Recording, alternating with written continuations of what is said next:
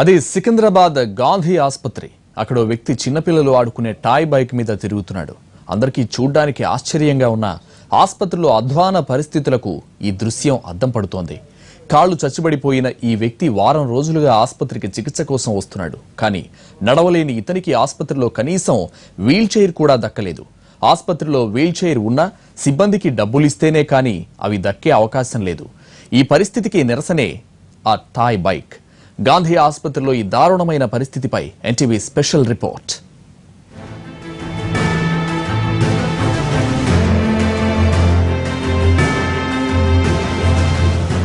ఇదేంటి? ఇతడు సీరియస్ గా ఉండే గాంధీ ఆసుపత్రిలో చిన్నపిల్లల సైకిల్తో ఆటలాడుకుంటున్నాడు. కొంపతీసి ఇతగాడి మతిస్థిమితం కాని తప్పిందా అన్న అనుమానం రావచ్చు.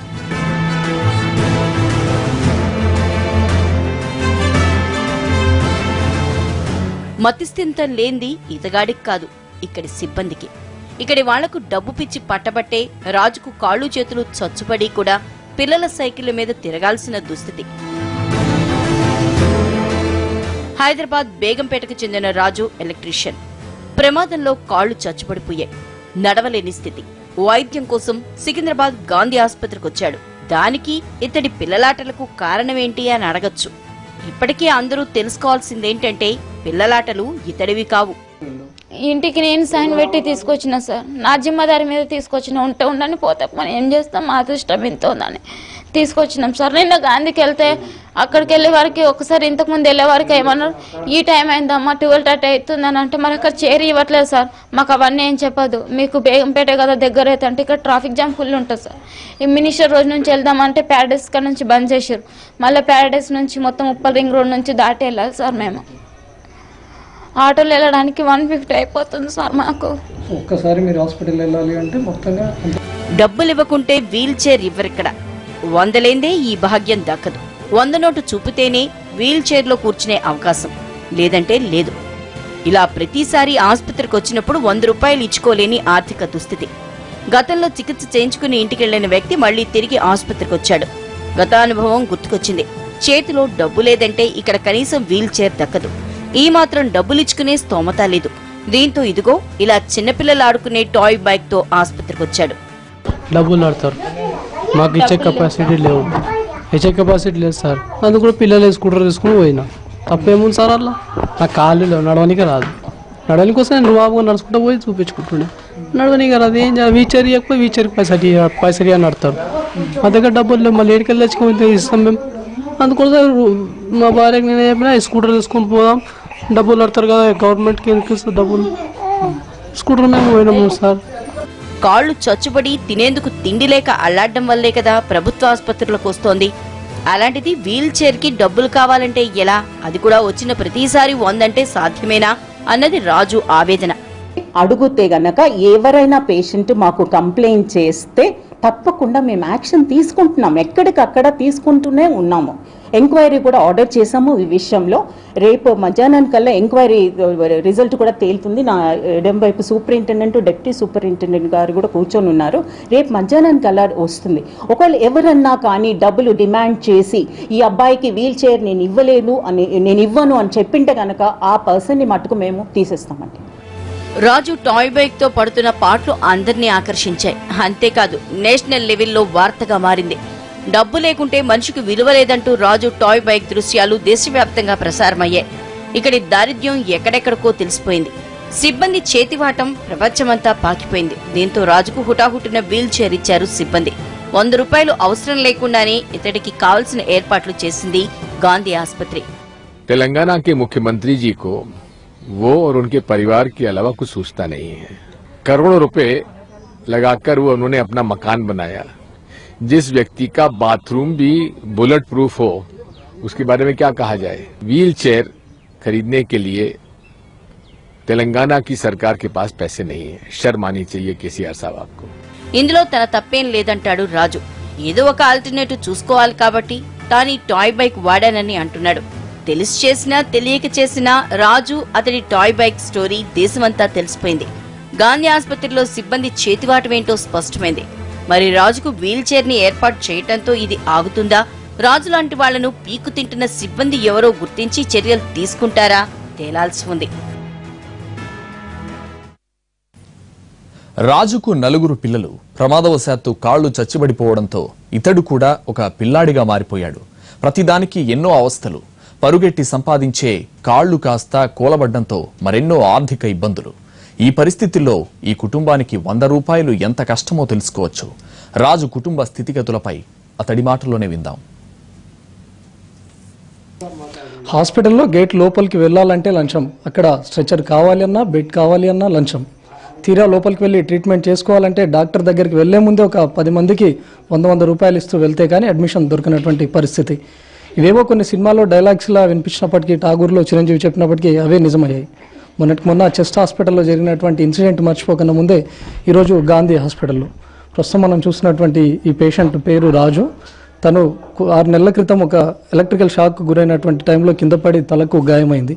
ఆ తర్వాత నుంచి గాంధీ హాస్పిటల్లో జాయిన్ అప్పటికీ ఆయనకు ఏ విధమైనటువంటి ట్రీట్మెంట్ అందించారో మనం చూసుకోవచ్చు. తనకు చేసినటువంటి డ్రెస్సింగ్ కూడా ఎంత దారుణమైనటువంటి పరిస్థితిలో ఉందో చూసుకోవచ్చు. పేరుకే గాంధీ అనే హాస్పిటల్ పెట్టుకున్నారు, కానీ అక్కడికి వెళ్తే ప్రతి పేషెంట్ హే గాంధీ అని చెప్పేసి ఏడవాల్సినటువంటి పరిస్థితి కల్పిస్తుంది. ఇప్పటికే గాంధీ హాస్పిటల్పై ఎన్నో కథనాలు కూడా మనం ఎన్టీవీలో ప్రసారం చేసి చూసాం. ఈరోజు రాజుకు సంబంధించినటువంటి ఘటనకు కూడా ఈరోజు అన్ని ఛానల్స్లో టెలికాస్ట్ అవుతే కానీ ప్రభుత్వాలు దిగిరానటువంటి పరిస్థితి కల్పించింది. ఈ రాజు అక్కడ హాస్పిటల్ లోపలికి వెళ్ళాలంటే లంచం అడిగారు. అక్కడ ఈయన 2 కాళ్ళు చచ్చిపడిపోయి నడవలేని స్థితిలో ఉన్నాడు. మరి ఆయన హాస్పిటల్ లోపలికి వెళ్ళాలంటే స్ట్రెచర్ కావాలి, వీల్ చైర్ కావాలి అన్నా కూడా లంచం అడిగారని చెప్తున్నారు. అందులో 6th ఫ్లోర్కి వెళ్ళి ట్రీట్మెంట్ తీసుకోవాల్సినటువంటి రాజుకు అడుగడుగునా నరకయాతనే కనిపించింది. అమ్మ, మీరు అసలు గాంధీ హాస్పిటల్కి ఎప్పటి నుంచి వెళ్తా ఉన్నారు? అక్కడ ఎలాంటి పరిస్థితి మీకు ఎదురవుతుంది? సార్, కింద 6th ఫ్లోర్ నుంచి కిందికి రావాలంటేనే చాలా ప్రాబ్లం సార్. దిగేటప్పుడు ఎలాగైనా దిగుతాం, కానీ ఎక్కేటప్పుడు చాలా ప్రాబ్లం అవుతుంది. అందులో చాలా ప్రాబ్లం అవుతుంది. ఎందుకంటే ఇతను చూసుకోవడం కాబట్టి బల్స్వాడ్ వార్డులో కంపల్సరీ అటెండ్ ఉండాలి ఎవరైనా ఒకరు. ఈయన తరపు నుంచి ఎవరు లేరు, వీళ్ళ మమ్మీ లేదు, వీళ్ళ డాడీ లేడు, వీళ్ళ అక్క చెల్లెలు ఎవరు లేని ఒక్కదానే చూసుకోవాలి. ఇక్కడ పిల్లల్ని వదిలేసిపోదామంటే పిల్లలు ఇంట్లో ఉంటారు. వీళ్ళని కూడా వదిలేసి నేను ఆ గాంధీ హాస్పిటల్లోనే ఉన్నాను. అయినా కూడా వాళ్ళకి ఎన్ని రోజులు ఉన్నా కూడా వాళ్ళు సర్జరీ చేయలేదు, ఏం చేయలేదు. ఒక ఓన్లీ బ్లడ్ కోసం సార్. ఎన్ని బ్లడ్ వేస్ట్ అయిపోతాయి, చాలామంది ఇచ్చిపోతారు. అంతమంది డొనేషన్ ఇస్తారు. ఒక 2 ప్యాకెట్స్ ఎక్కించి వెంటనే ఆపరేషన్ చేసేస్తే అయిపోతుండే కదా సార్. ఇప్పుడు వరకు కాలు వచ్చేస్తున్నాయి. మేము ఎన్ని రోజుల నుంచి తిరుగుతున్నామంటే మా కష్టం అంతా ఏది అయిపోయింది సార్. రోడ్డు మీద వెళ్ళే పరిస్థితి వస్తుంది మాకు. అసలు మేము ఉండాలా చచ్చిపోవాలా మాకే అర్థం అవుతలేదు సార్. గాంధీకి వెళ్ళాలంటే భయం వేస్తుంది. గాంధీ హాస్పిటల్లో ఎట్లా బిహేవ్ చేసేవాళ్ళు? వాళ్ళు స్ట్రెచర్ కావాలన్నా లేకపోతే లోపలికి తీసుకెళ్ళాలన్నా ఎవరైనా అటెండర్స్ వచ్చేవాళ్ళ తీసుకెళ్ళాలి? ఎవరు రాదు సార్. డబ్బులు అడిగేవాళ్ళు? డబ్బుల కోసమే. ప్రతిదీ డాక్టర్ ఫీజు ఒకటే లేదు సార్. బెడ్ ఖర్చు ఒకటి లేదు, కానీ మిగిలిన అన్ని డబ్బులే సార్. ప్రతి ఒక్క వస్తువు కొనుక్కోవాలన్నా డబ్బులతోనే కొనుక్కోవాలి. మధ్యలో పెట్టారు సార్ ఆ వాటర్స్ కూడా. మధ్యలో వాటర్ కూడా లేకుండా కిందకు వచ్చి వాటర్ తీసుకోవాలి మేము. వర్షం వస్తుంటే టాబ్లెట్స్ కిందకి వచ్చి తీసుకోవాలి. చాలా అంటే చాలా నరకం చూసినాం సార్ మేము. ఎట్లా నడుస్తుంది ఫ్యామిలీ? అసలు కంప్లీట్ రాజు ఇంటికే పరిమితం అయిపోయిండు. ఇంటికి నేను సైన్ పెట్టి తీసుకొచ్చిన సార్. నా జిమ్మదారి మీద తీసుకొచ్చిన. ఉంటే ఉండని పోతే మనం ఏం చేస్తాం, మా అదృష్టం ఇంత ఉందని తీసుకొచ్చినాం సార్. నిన్న గాంధీకి వెళ్తే అక్కడికి వెళ్ళే వారికి ఒకసారి ఇంతకుముందు వెళ్ళే వారికి ఏమన్నారు, ఈ టైం అయిందమ్మా 12:30 అవుతుందని అంటే మరి అక్కడ చేరి ఇవ్వట్లేదు సార్. మాకు అవన్నీ ఏం చెప్పదు, మీకు బేగంపేట కదా దగ్గర అయితే అంటే ఇక్కడ ట్రాఫిక్ జామ్ ఫుల్ ఉంటుంది సార్. ఈ మినిస్టర్ రోజు నుంచి వెళ్దామంటే ప్యారడైస్ కాడ నుంచి బంద్ చేశారు. మళ్ళీ ప్యారడైస్ నుంచి మొత్తం ఉప్పల్ రింగ్ రోడ్ నుంచి దాటి వెళ్ళాలి సార్. మేము ఆటోలో వెళ్ళడానికి 150 అయిపోతుంది సార్ మాకు. ఒక్కసారి మీరు హాస్పిటల్ వెళ్ళాలి అంటే మొత్తంగా ఎంత 1000 రూపీస్ దాకా 1000-2000 పెట్టుకోవాలి సార్.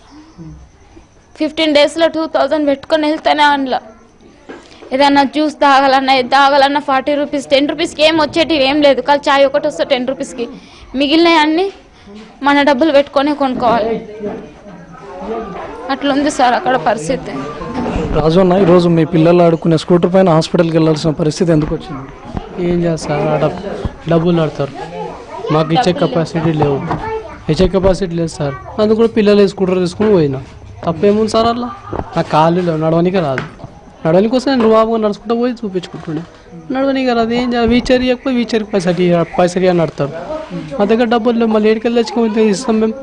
అందుకోసం మా భార్యకి నేను చెప్పినా స్కూటర్ తీసుకొని పోదాం, డబ్బులు ఆడతారు కదా గవర్నమెంట్కి ఎందుకు ఇస్తారు డబ్బులు. స్కూటర్ మేము పోయినాము సార్. నిన్ననే పోయినా హాస్పిటల్కి. నాలుగు రక్తం బాటిల్ 4 సిస్టర్లు 4 బెడ్ ప్యాకెట్లు కావాలని చెప్పి 4 డాక్టరే చెప్పింది డైరెక్ట్ 4 బెడ్ ప్యాకెట్ ఆపరేషన్ చేస్తా అని చెప్పి లేకపోతే చేయరా అంటే ఇక పర్మనెంట్ ఎట్లా ఉంటే ఇక పురుగులు పడితే ఇక నా పని గోవింద గోవింద గోవింద గోవింద అయిపోతుంది. ఏం చేయాలి? కింది స్థాయి అటెండర్లు అట్లా ఉన్నారా? డాక్టర్స్ కూడా డాక్టర్స్ అయినా డైరెక్ట్ 4 బాటిల్ రక్తం కావాలని డైరెక్ట్ అన్నాడు. రక్తం నిన్న సార్ వాళ్ళు మీడియా వాళ్ళు తీశారు కాబట్టి తీసిరు కాబట్టి ఇచ్చారు. 5 ప్యాకెట్స్ బ్లడ్ కావాలి డొనేషన్ చేస్తే మేము ఆపరేషన్ చేయగలుగుతాం. అదే డ్రెస్సింగ్ తో ఉన్నారు. ఇట్లానే ఉన్నాడు. డ్రెస్సింగ్ 2 రోజులకు ఒకసారి చేస్తాడు. ఆ ముసలైన ఒకడు ఉన్నాడు 2 రోజుల తర్వాత చేస్తాడు. పైసలు తీసుకోడు ఆయన. డ్రెస్సింగ్ 2 రోజుల తర్వాత చేస్తాడు ఆయన. మిగిలినంత పైసలతో బయటికి తినాలా తాగాల నీళ్ళు అన్ని బయటికి వెళ్ళి తెచ్చుకోవాలి. వాళ్ళైతే గవర్నమెంట్కి ఖాళీ పేరుకే ఉంది. అది ఫుడ్ పెడతారు అంతే. అలా ఫుడ్లో వంకాయ కూర అది కలిసి ఉంటుంది. వంకాయ కూర నాకు వాడదు, కూజీలీ అవుతుంది. వంకాయ కూర నేను తింటే సాంబార్ గింబర్ ఉంటుంది తింటా. దాని తప్ప మన సిమ్ వస్తువులు తినొద్దు. సిమ్ పడుతుంది కదా సార్. ఏం చేయాలి? ఇప్పుడు చూసిగా మీరు ఎట్లా వస్తుంది ఎప్పటి నుంచి చేస్తా 100 రోజులు అవుతుంది. 100 రోజులు ఇదే మాట అంటారు. చేస్తా అంటారు. పొద్దున 9 గంటలకు వస్తారు, చూస్తారు, వెళ్ళిపోతారు. టాయ్ బైక్ ఘటనపై నివేదిక సిద్ధం చేశామన్నారు గాంధీ ఆసుపత్రి deputy superintendent doctor Shravan Kumar. ఈరోజు ప్రభుత్వానికి నివేదిక ఇవ్వనున్నట్లు చెప్పారు. బాధ్యులను గుర్తించామని, వారిని శిక్షించడంలో వెనకాడబోమని చెప్పారు. వెంటనే ఉదయాన్నే వచ్చేసి నిన్న జరిగిన ఇన్సిడెంట్ గురించి టోటల్గా ఎంక్వైరీ చేయడం జరిగేసి ఓపీ ఏరియాలో, క్యాజువాలిటీ ఏరియాలో, ఎమర్జెన్సీ ఏరియాలో టోటల్గా ఫెసిలిటీస్ ఎట్లా ఉన్నాయి, అక్కడ ఉన్నటువంటి వీల్ చైర్స్, ట్రాలీస్ ఎలా ఉన్నాయి, ఎవరు తీసుకొస్తున్నారో, ఎట్లా చేస్తున్నారో అని కూడా మేము డీటెయిల్గా ఎంక్వైరీ చేశాము. ఎంక్వైరీ చేసి ఒక ఎంక్వైరీ రిపోర్ట్ తయారు చేసుకున్నాము. ఎంక్వైరీ రిపోర్ట్ తయారు చేసి ఆ రోజుల్లో పనిచేసే వాళ్ళు ఎవరెవరు ఉన్నారు వాళ్ళతో కూడా ఎంక్వైరీ చేశాము.